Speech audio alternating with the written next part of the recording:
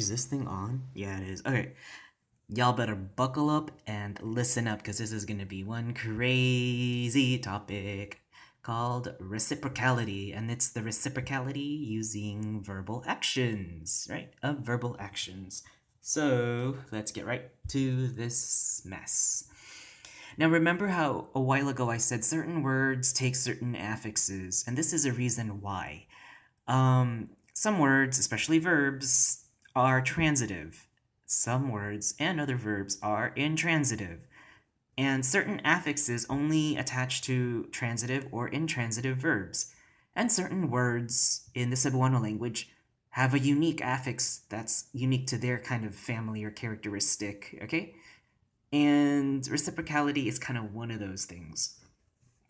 Uh, Again, reciprocality for those of you who don't know, so I will explain this and pay attention, okay?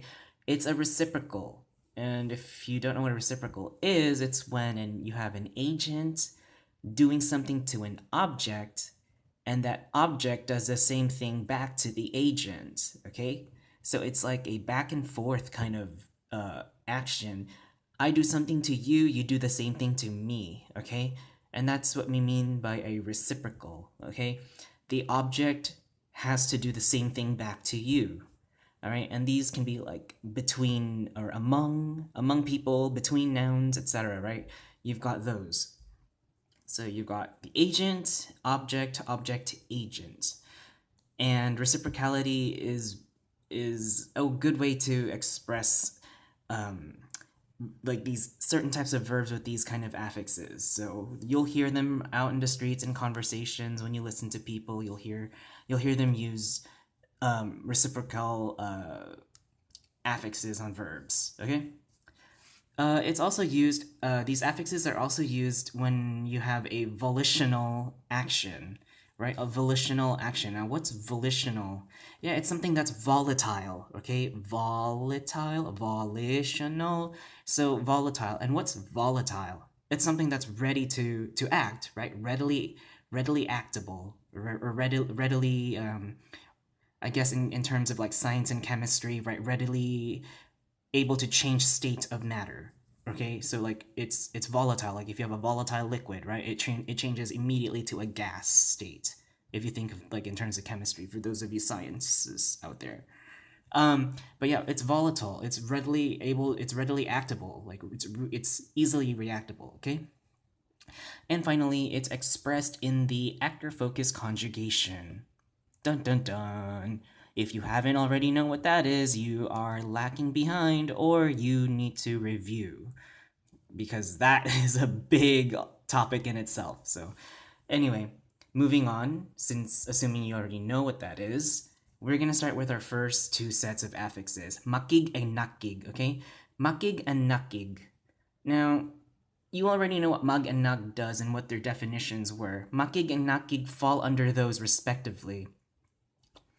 Hence, that's why it's in the actor focus conjugation. Duh. So, our short forms for makig and nakig are either tig or kig. Now remember, when I mean the short forms, okay, like the other short forms you learned with ka and ga, the other short forms, they're only used out colloquially. Do not use them in formal settings, okay? Please be polite when you speak, all right?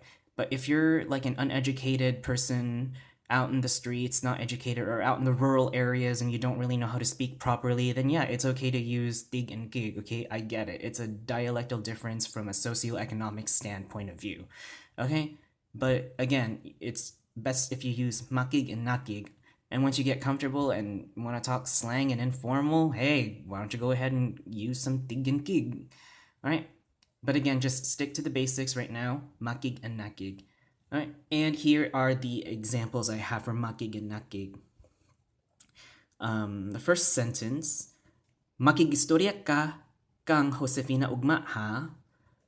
And the second sentence, nakig-away sila kagabi porting sa baa kaayo nga wako gani nitulog. Okay?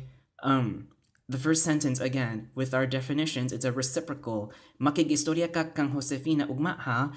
Someone is saying someone is making a question statement saying, will you be talking to, I guess, yeah, or yeah, will you be talking to Josefina tomorrow? Okay? Like, it's kind of like, oh, all right, you and Josefina are going to be doing the talking. So, you being the agent, Josefina being the object, are going to be talking to each other. See how it's a reciprocal? She will talk to you, and you will talk to her. And the last sentence here is similar. Nakig-away sila kagabi, purting sa baa, blah, blah, blah, blah, right? This first part, nakig-away sila, that's important because away, to fight, okay? And sila is them. So they were fighting. It's more like they were fighting back and forth with each other, right? Nakig-away sila, they were fighting back and forth with each other.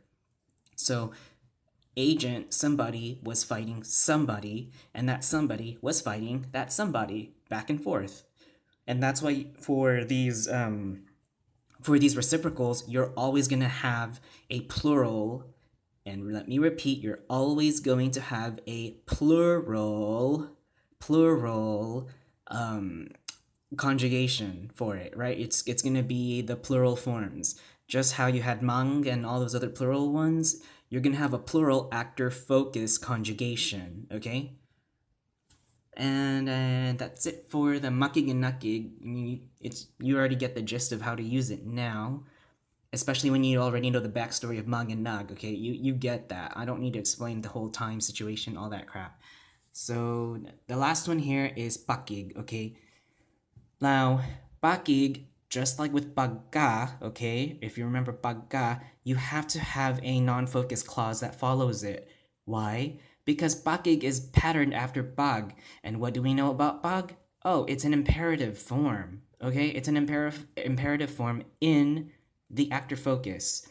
So if we know that it's an imperative form within the actor focus and it acts like pagka with a non-focus clause, we know that pakig does something within itself, right? It's an imperative of itself, right? A reciprocal of itself. And this is what I mean, okay? Pakigsulti be. Okay, so someone is saying, "Hey, let's just talk about it, please. Let's say it. Pagigsulti be, let's say it, okay?" Or this one, pakigsaad naton pakigsaad nato ra, right? Okay, so saad meaning promise, okay? It's more like we'll promise it ourselves only, or it's within us, okay? We'll only promise it within ourselves. Or our promise, I should say. And then the last one is salamat sa bagong pagkikigala nato, right? Thanks for the new friendship. Pagkikigala is friending somebody. You're having this whole friendship going on. Pagkikigala, right? Ang bagong pagkikigala, the new friendship, this new kind of friendship that happened with you and someone else or multiple people. That's why there's like nato, okay? It's the whole us, the plural. All right. So again, just keep it plural, and bam, this should be fine. But hopefully, like this can, I guess, demystify the makig, nakig, and pakig affixes when they refer to reciprocity. Although be mindful that this isn't an exhaustive list, there are more to come. So whether you are pissed off about this or happy about this, that's on you, man.